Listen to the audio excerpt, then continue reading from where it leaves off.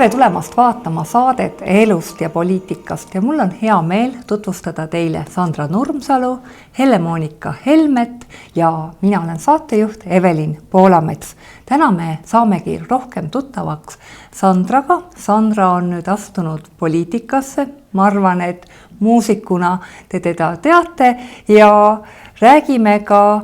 natukene ka e-valimistest, valimistulemustest ja puudutame lühidalt Rootsi vangide teemat, et see on meil praegust Riigikogus laual ja saame siis väikse ülevaate, mida see Eestile kujutab. Aga alustame siis Sandra sinust, et tere tulemast poliitikasse ja räägi ka meie vaatajatele lühidalt, et kuidas sa praegusesse poliitikasse sattusid ja mis on sinu jaoks need olulised teemad ja kuna sa oled valitud Märjamaa vallavolikogusse, et mis on need olulised teemad, mida sa seal ära tahad teha? Ja kõigepealt aitäh kutsumast ja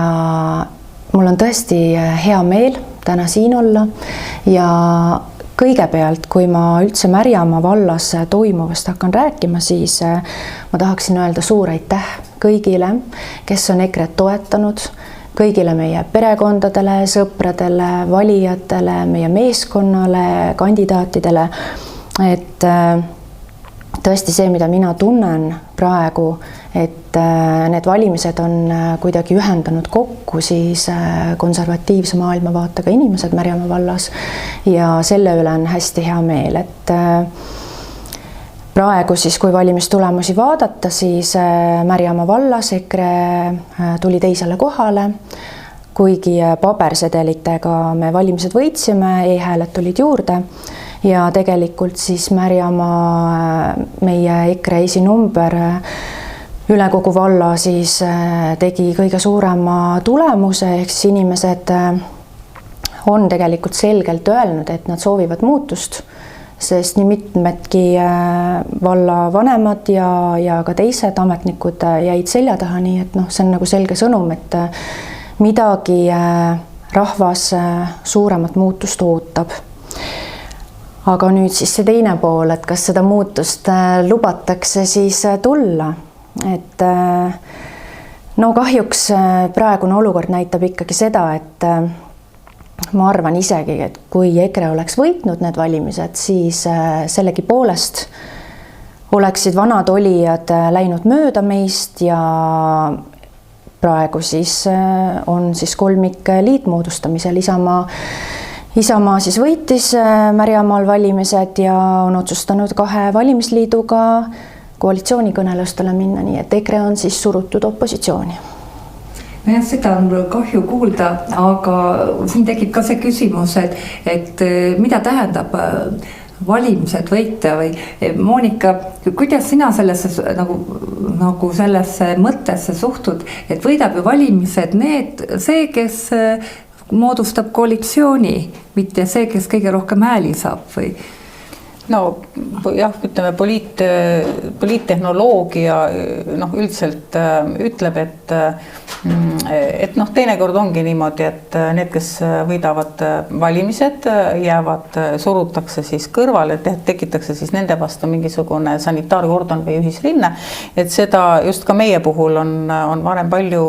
rakendatud ja tegelikult selline EKRE välistamispoliitika tõi ju tegelikult laua peale omal ajal Kaja Kallas. Et enne lihtsalt, kui me saime, ma mäletan seda, et kui aastal 2015 siis valimiste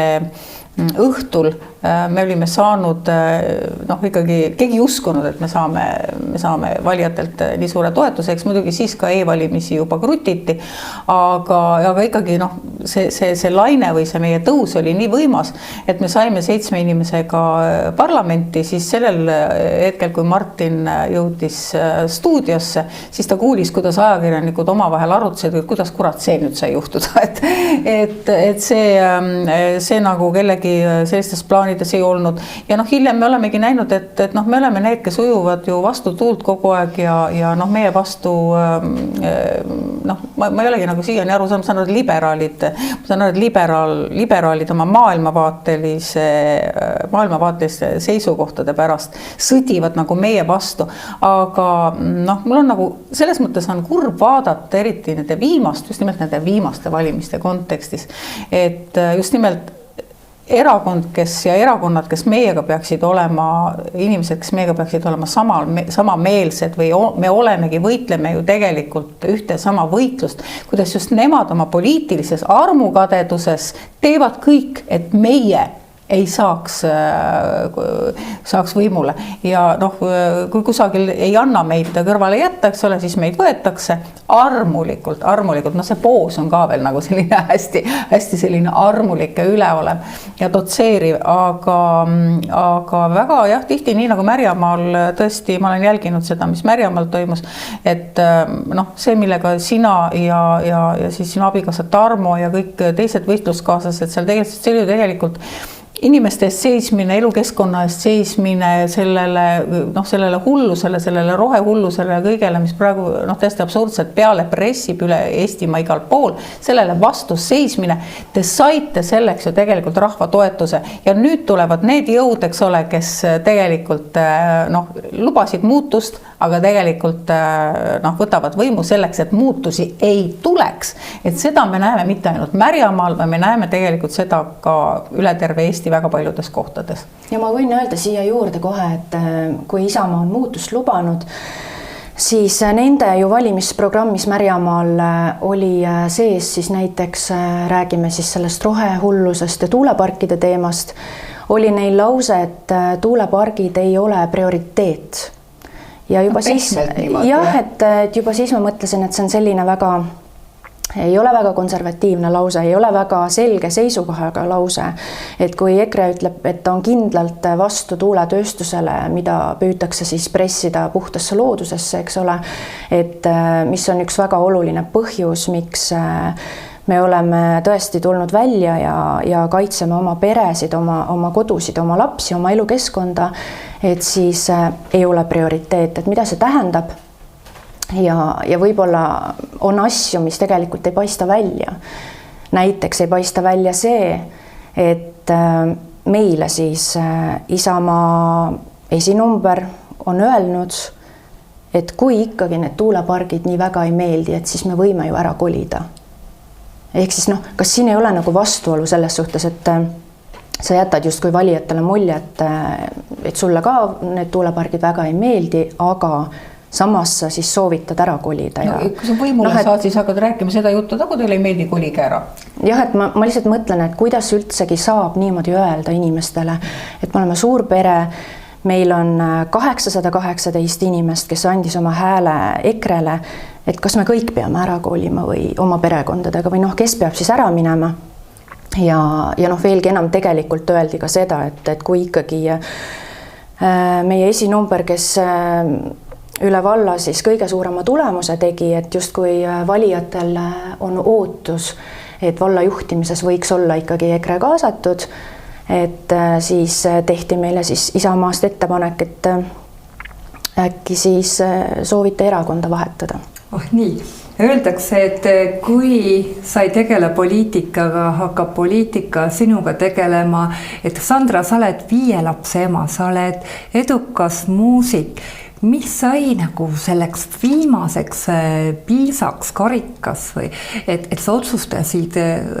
poliitikasse tulla? Et ma sain aru, et seal oli tuuleparkide teema. Kas see tuuleparkide teema oli see viimane piisk või oli veel midagi seal Märjamaa vallas, mida oli vaja muuta? Jah, kahjuks on asju, mis vajavad parandamist, mis vajavad muutmist ja nüüd siis Isamaa on ju kõikidega kohtunud, ka EKRE-ga kohtuti ja tegelikult, mis seal tuli välja, et mure, mis on paljudel siis ääremaal väiksemates külades elavatel perekondadel, ehk siis mure sellepärast, et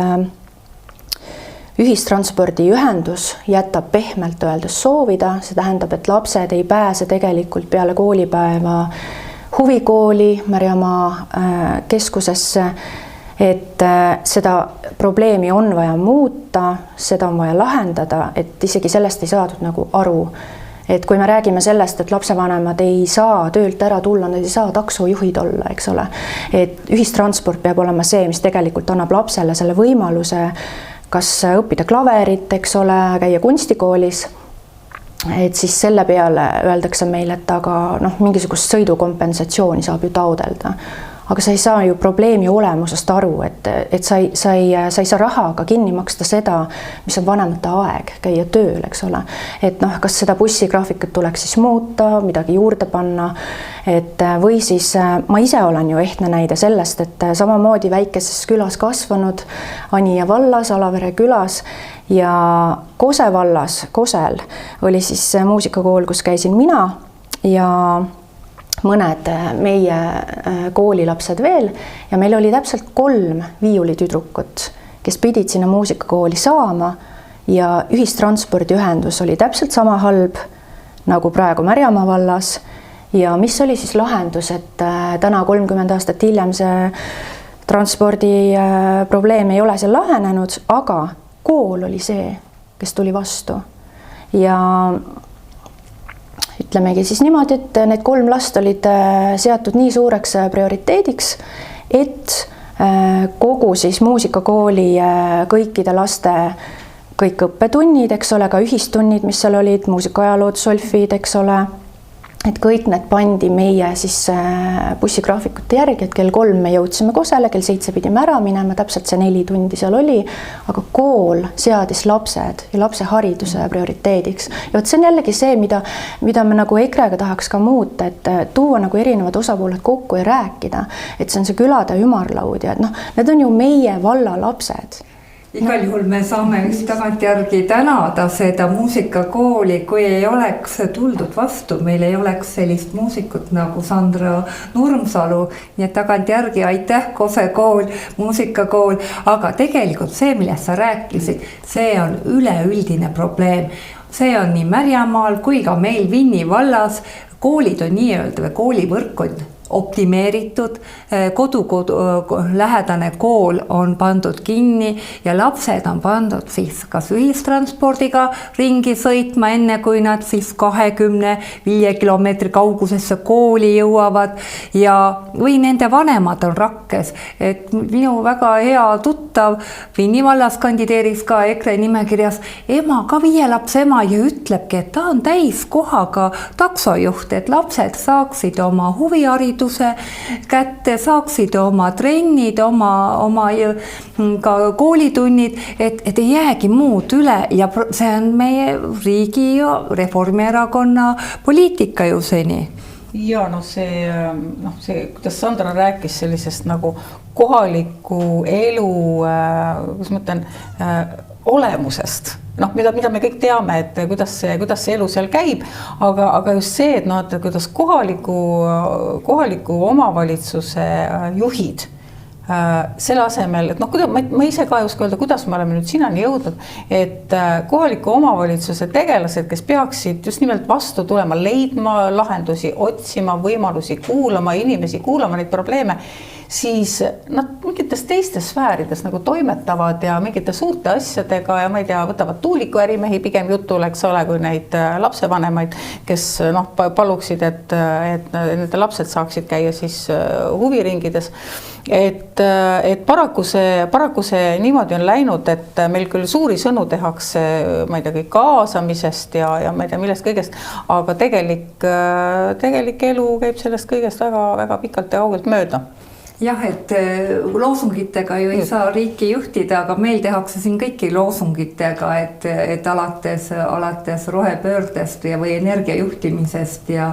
naiste turvalisusest kõigil on loosung külge kleebitud, aga see ei lahenda päris olukorda. Räägime ka natukene e-valimistest, et kuidas seal Märjamaal EKRE nähtavasti sai kõige vähem e-hääli? Jaa, EKRE on oma enamus häältest pabersedelitel saanud ja noh, meie küll väga soosisime seda, et kui vähegi on võimalik, siis tulge ikkagi sellel ühel õigel valimiste päeval pabersedeliga hääletama, sest mine sa tea, mis sinu e-häälega siis võib saada või mitte. Ja kui paberhääletuse tulemusi vaadata, siis tõepoolest, et EKRE need valimised võitis. Ja samamoodi on ka igal pool väiksemates valdades, et EKRE hääli on eelkõige pabersedelitel, aga eks me propageerisime ka, et parem on see valimispäeval teha pabersedelil see valimine, et see on kindel, et see on olemas kuskil, aga Monika, Tallinnas minu meelest varastati valimised Keskerakonnalt või ja anti need hääled, kui ma vaatasin neid tulemusi või proportsioone e-häälte ja pabersedelite vahel, et väga kummalised vastuolud on, kuigi Keskerakond ei ole propageerinud, et hääletage pabersedelil, siis nendel on minu meelest proportsioonis ikkagi väga vähe neid e-hääli ja võitsid võib-olla valimised Tallinnas ainult tänu sellele, et pabersedeleid oli palju. Ja vot, nüüd me oleme jälle selles punktis, kus me peame tõdema, et kuna me ei tea, me räägime asjast, millest me tegelikult mitte midagi ei tea ja ka inimesed, kes kas nad siis usuvad e-hääletus e-valimistesse või ei usu, et me olemegi nagu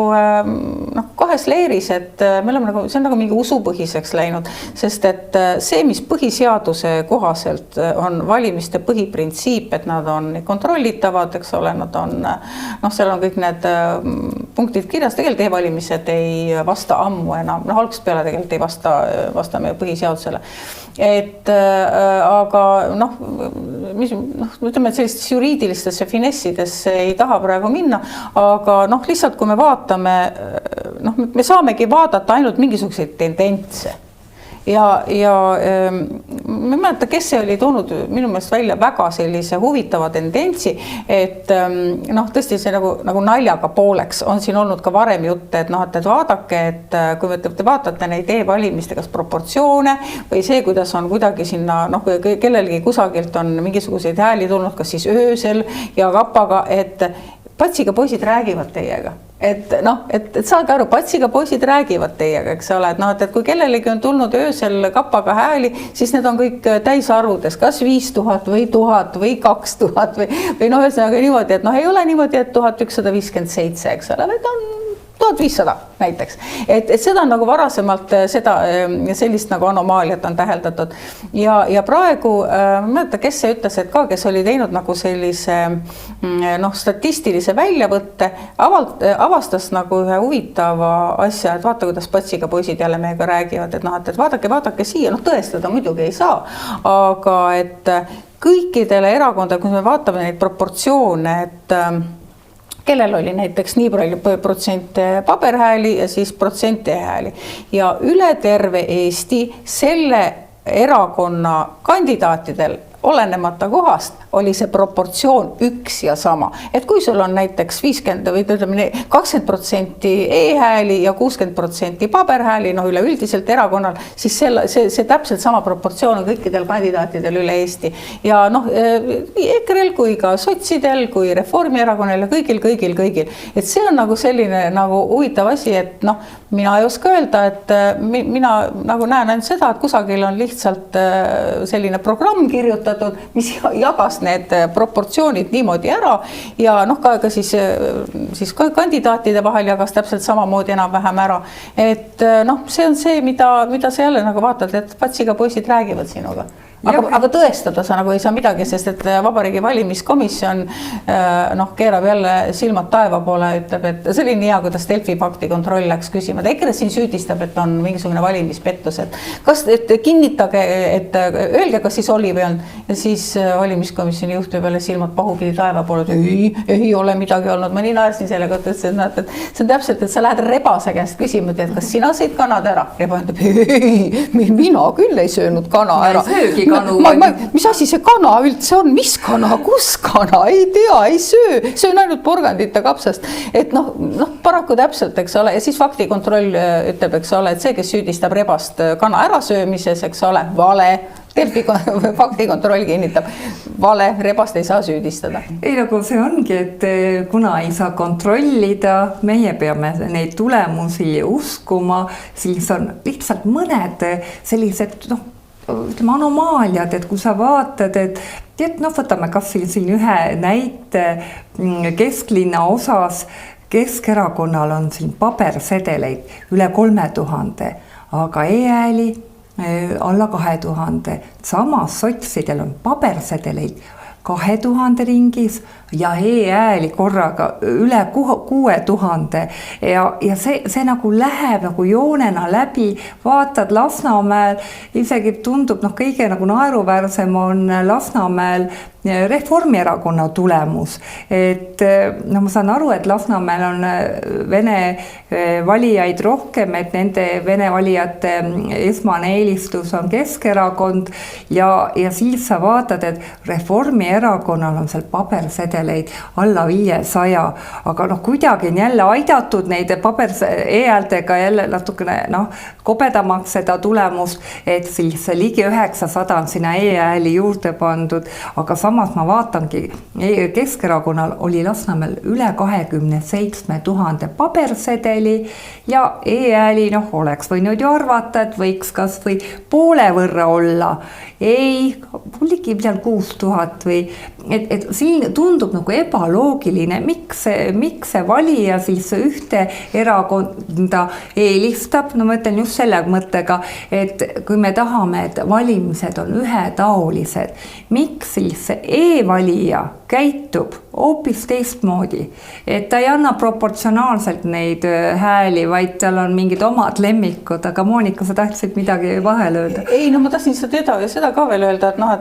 et puhtalt, kui ma vaatasin seda esimese stuudio viimast Tallinna linnapea kandidaatide debatti, siis olles olnud ikka päris pikalt poliitikas ja olles ka vaadanud poliitika ajalugu või seda üldse, eks ole, et kuidas poliitikuna, mida teha, kuidas teha, mis töötab, mis ei tööta, et mingil määral see üle terve maailma, eks ole, see on ikkagi natukene poliittehnoloogiline, eks ole, kuidas sa ütled, mida sa ütled,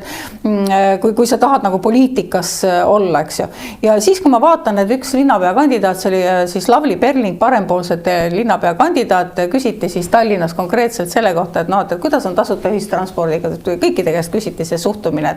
et kas kaotate ära või see on alati teema olnud, eks. Ja Tallinna inimene on sellega nii harjunud ja kõik, ja siis tuleb Lavly Perling, ütleb, loomulikult kaotame ära, eks ole, tasuta asju ei saa üldse olemas olla, toetusi võtame maha, kõike võtame, kõik vaatame ümber. Ja ma istusin seal ja mõtlesin, et see inimene kirjutas praegu alla oma poliitilisele surmaotsusele, on poliitiline laip pärast seda, mida ta ütles, on ju. Ja siis tulevad valimised ja ta on saanud 3000 häält Tallinnast, oma ringkonnas 3000 häält. Inimesed, kellele ta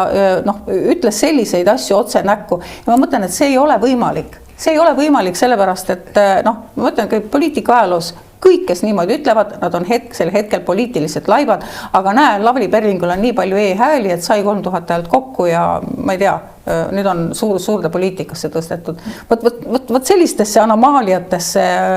mina ei usu. Ja kui ma vaatangi parempoolsete valimistulemust linnaosade kaupa, siis parempoolsetel tõesti kehtib see valem, et pabersedeleid korrutatakse vähemalt 2, et saada see e-häälte hulk, et näiteks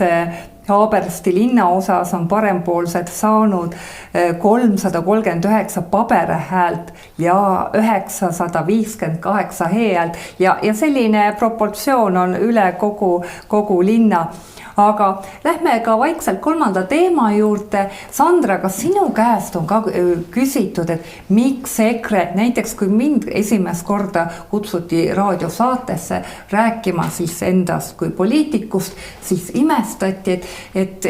naiste rahvas on nüüd EKRE-sse astunud, et miks sa ei läinud Eesti 200-sse ja selline kummaline küsimus, et võetakse teatud eelarvamusega. Kas sina oled tajunud seda eelarvamust või kuidas sinu sõbrad ja tuttavad on suhtunud sellesse, et sa oled EKRE-ga liitunud? Mul on väga palju konservatiivseid sõpru, et ma ümbritsen ennast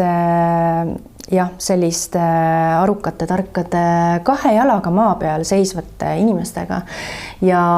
just sellest rääkides, et naised poliitikas, siis meie EKRE Märjamaa nimekirjas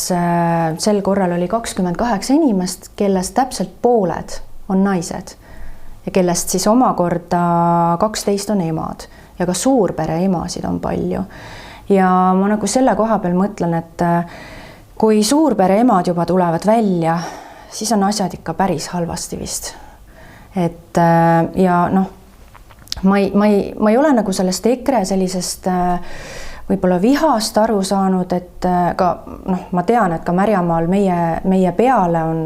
laus valetatud et me paneme kõik koolid kinni, meil on programmis sees, et me hoiame koolid lahti, me tahame kõik selleks teha, et elu maal säiliks, eks ole. Et siis kui enam nagu midagi ei ole võtta, et siis võetakse laus valetappi, et see on asi, mis paneb küll kulmu kergitama, et me enda meelest tõesti ei ole need teravate hammastega inimsööjad, et täiesti tavalised pereinimesed, täiesti tavaline rahva hääl ja oleme näoga rahva poole, oleme ka ise täpselt osa sellest rahvast, et meist keegi ei ole olnud kuskil hoidnud 10 küünega oma soojast toolist kinni, et me tahame lihtsalt teha elu paremaks päriselt nendes kohtades, kus on vaja oma pered, oma laste jaoks ja mitte ka ainult laste, et kui vaadata ka eakaid ja puuetega inimesi, et siis ka meie programmis on ka see koht sees, kus samamoodi tõsta rohkem tähelepanu neile, et inimesed kõik, kes on, eks ole, rohkem haavatavamad, et nad ei jääks kõrvale vallaelust. See on võib-olla, ma ütlen, see on päris kindlalt peavoolu meedia tegevus, et külvata sellist eelarvamust, sellist negatiivset suhtumist, et EKRE on selle või teise asja valesti teinud. Et ma toon jälle oma vallas ka näite, kus inimesi intervjueeriti tänavalt ja küsiti ühelt pensionärilt, et mis on Vinni vallas kõige suurem probleem. Inimene ütles tuulikud, et sinna kavandatakse 150 Tallinna teletorni kõrgust tuulikut. Pensionär ütleb, et tuulikud on kõige suurem probleem ja tema käest küsitakse järgmise küsimusena, et kes selle ees kõige rohkem võitleb või ütleb EKRE ja küsitakse, et kas te valite EKRE? Ei vali, kuna EKRE-l olla mingid muid probleeme, mida meedia räägib ja need muud probleemid ei vasta tõele, sest me oleme ju tõesti, nagu sa ütled, inimeste poolt, kui me oleme inimeste poolt, oleme me, Monika, populistid või? Jah, eks neid valesid siin valimiskampaania käigus, ma olen nii palju olnud nendes valimiskampaaniates juba, et ma ei imesta ka millegi üle. No muidugi seda 2023. aasta Riigikogu valimiste eelset Prigožini täiesti läbinisti üle võlli keeratud infooperatsiooni, mis järsku siis kui algasid ja eelvalimised, eks ole, järsku kallati kuskilt, tuli kallati kaela ja siis kõik väristasid pead ja isegi, ma ei tea, isegi Isamaa, eks ole, siis ütles, et ei, see on nii kole asi, ei sellepärast ei EKRE-t küll ja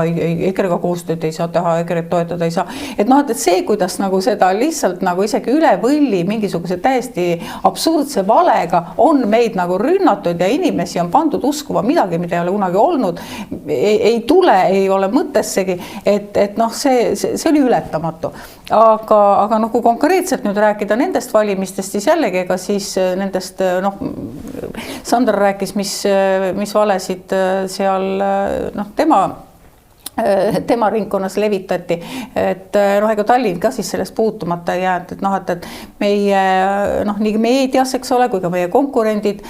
ka siis noh, ja Isamaa tegelikult korraldas täieliku sellise kampaania, kus ütles sõna otseses mõttes, neil olid Facebooki postitused, nad tegid nagu kõik Tallinnas, et ärge valige EKRE-t, sellepärast, et kui te valite EKRE, te saate, EKRE aitab uuesti võimule venekeelse ja venemeelse, need on nende sõnad, venekeelse ja venemeelse Keskerakonna, et valige Isamaad, sest Isamaa hoiab selle ära. Ja nüüd me vaatame, eks ole, kus me nagu tänases päevas oleme, et nüüd on jälle juhtunud see asi, et nüüd seesama erakond peab siis rääkima avalikkusele, kommunikeerima, kuidas noh, nii nagu vanasti oli, kui eestlased astusid komparteisse ja pärast, kui iseseisvus tuli, siis nad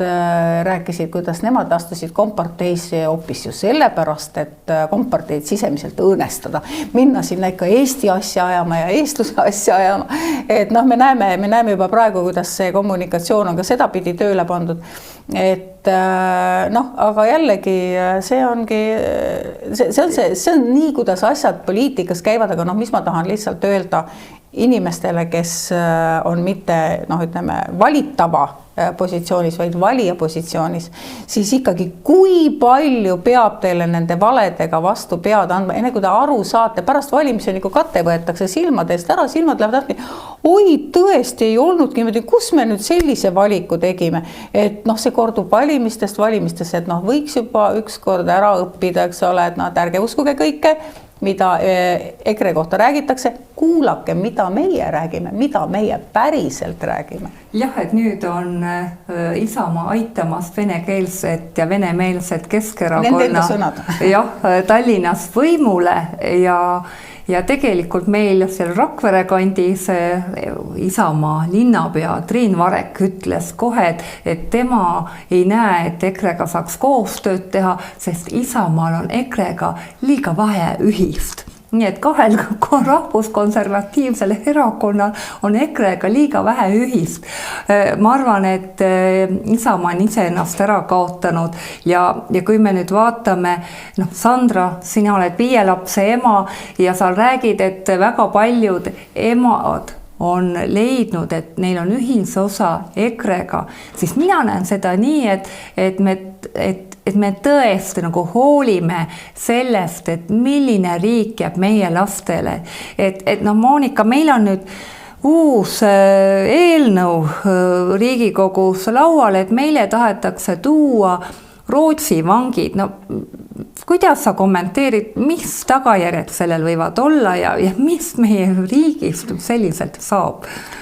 No ega siis sellest on nüüd päris palju ka meedias kirjutatud, inimesed ju oma kõhunahaga või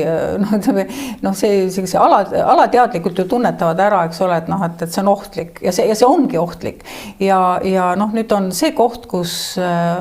jällegi me oleme muidugi seoses kohalike valimistega, me oleme olnud võib-olla kapseldunud nagu natukene nendesse kohalikesse teemadesse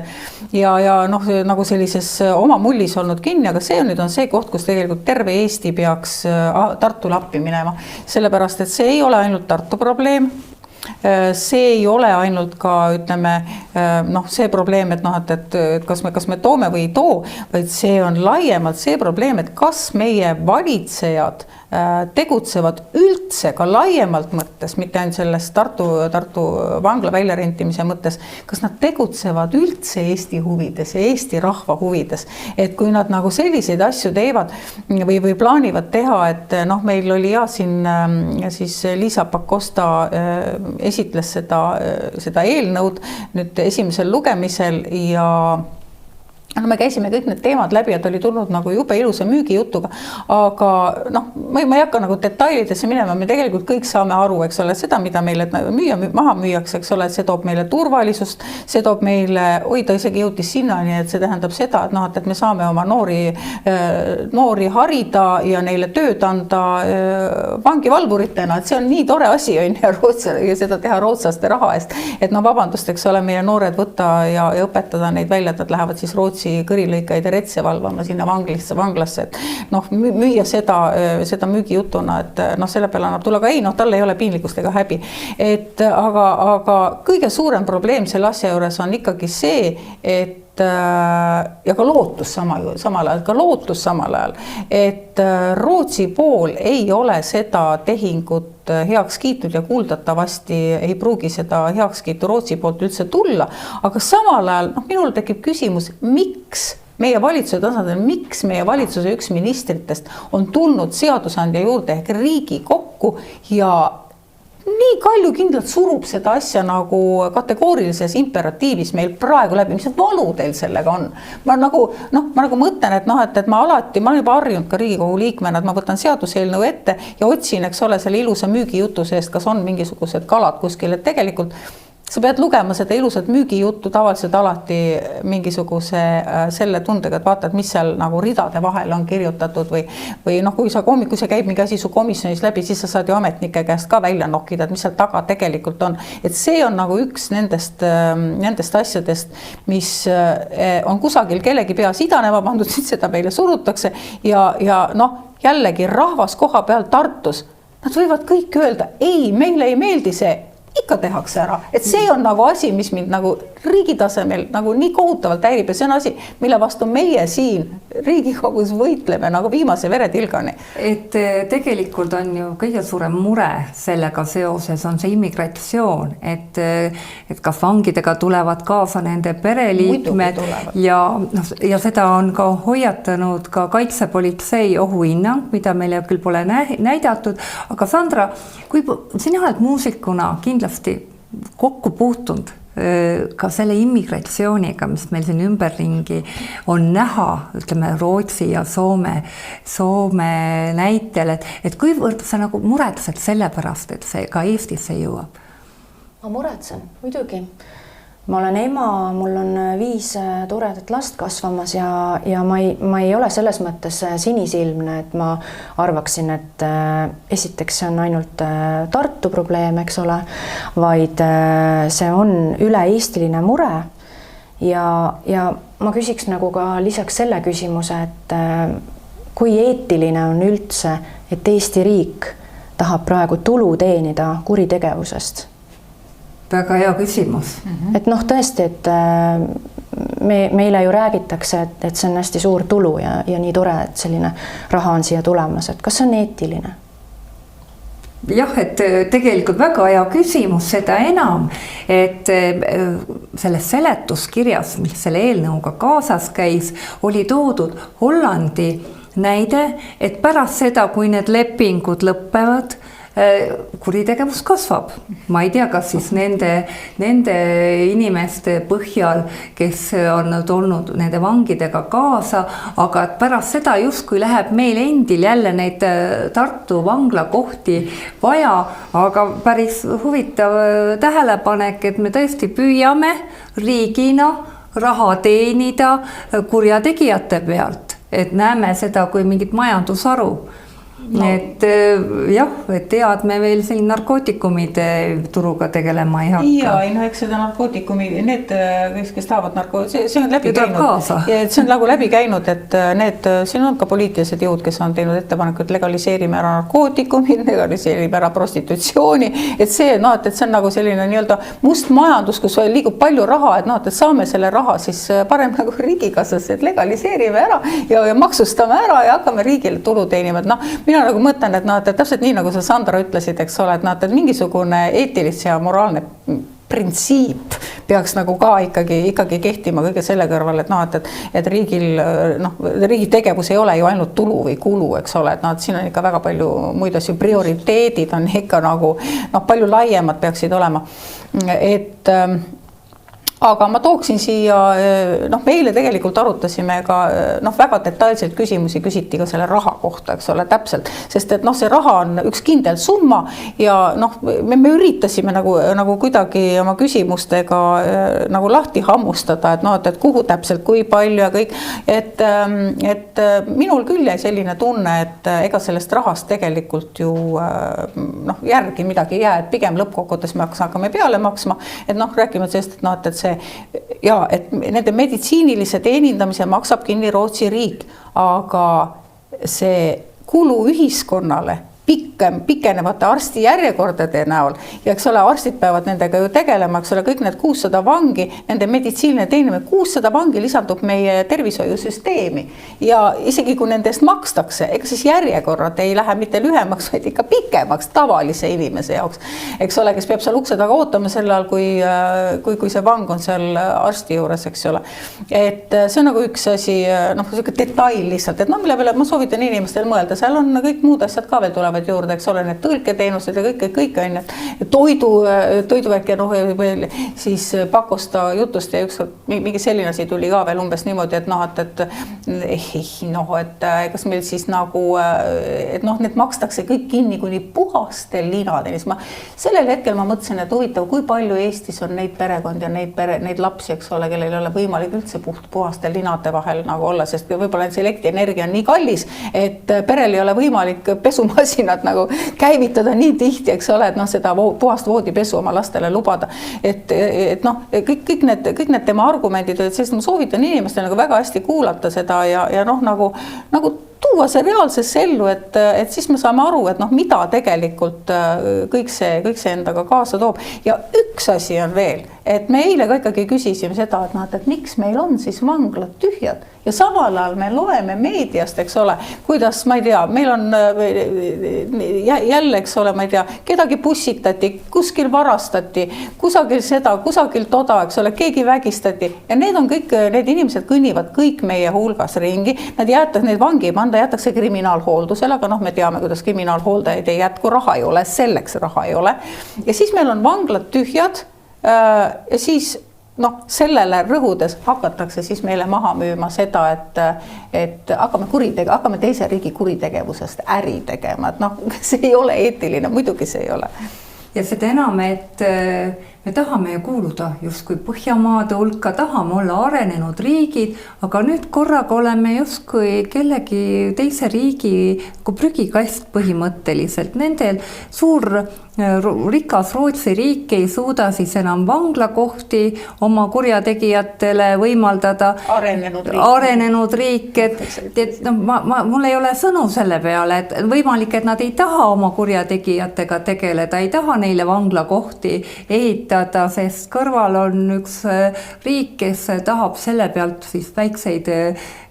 eurosid teenida. Väga lihtsalt, see on ju, me ei pea selleks seda julgeolekuasutuste analüüsi lugemagi. See oli juba suvel oli meedias oli suur artikkel, kus PPA ütles täiesti otse. See on nende jaoks probleem, see tekitab neile probleeme tulevikus. Kaitsepolitsei on samamoodi öeldud, me islami kogukond meil ju kasvab, eks ole, kaitsepolitsei järgib seda juba pikka aega väga suure murega ja on palju asju, mida nad ei saa võib-olla avalikkusele otse öelda, aga seal oligi nagu selline kibestunud või nagu kibedusega öeldud asi, et et me võime ju öelda kõike, me võime tuua need ohud ja kõik välja, aga poliitikud paraku teevad ikka seda, mida nad teevad. Et vaadake, see ongi nagu see asi, et vaata ka nüüd, Sander, sina oled astunud poliitikasse, et see ongi nagu see, et poliitiku ülesanne ongi ju tegelikult seista oma riigi ja oma rahva eest, mitte selle vastu. Ja kuidagi on läinud niimoodi, et need poliitilised jõud ja need erakonnad, kes meil praegu on juba võimul olnud ja pikka aega on võimul olnud, et nad on kuidagi moondunud või väändunud, et meie oleme nagu ainukesed, kes veel üritavad sellele kõigele vastu seista, kes üritavad veel Eesti riigi ja Eesti rahva, Eesti riigi säilimise, Eesti rahva eest seista. Aga teised on nagu kõik alla andnud, ma ei tea, kelle käskusid nad eedavad. Ja see, vaata, ütlesid, et sul on 5 last, eks ju. Ja sa ütlesid, et see on sinu probleem, et kas Tartusse need vangid tulevad või mitte. Muidugi on, ja see on kõikide probleem, kellel on lapsed, sest võib-olla keegi teie tütardest läheb kunagi Tartu Ülikooli õppima. ja siis keegi sealsamas Tartu pargis vägistab ta ära. Ära räägi. Ma räägin, eks ole, et ega siis põhjus, tagajärg, seos, eks ole, et me võime vaadata neid mingisuguseid filme, eks ole, mis on nagu niimoodi üles ehitatud, eks ole, et me filmis näeme 2,5 tunni, 2 tunni jooksul, me näeme, kuidas mingisugune asi filmi alguses areneb filmi lõpus 2 tunni pärast selleks, eks ju,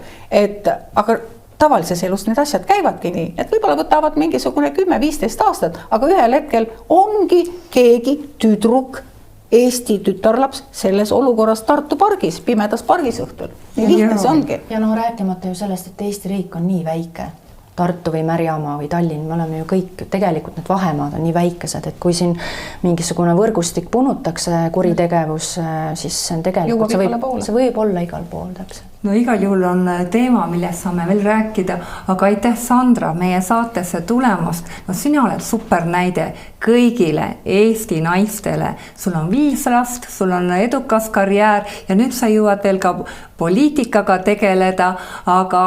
elu sunnib. Ma arvan, et nii palju on neid asju, mida me hea meelega muul ajal teeksime kui see poliitika, aga olukord lihtsalt sunnib ja aitäh sulle, et sa tulid meie ridadesse. Aitäh saatesse tulemast, aitäh Helle-Moonika neid teemasid valgustamast ja aitäh head vaatajad, et te olite meiega, ootame teid vaatama ka järgmist saadet ja samal huvitavatel teemadel jääge meiega.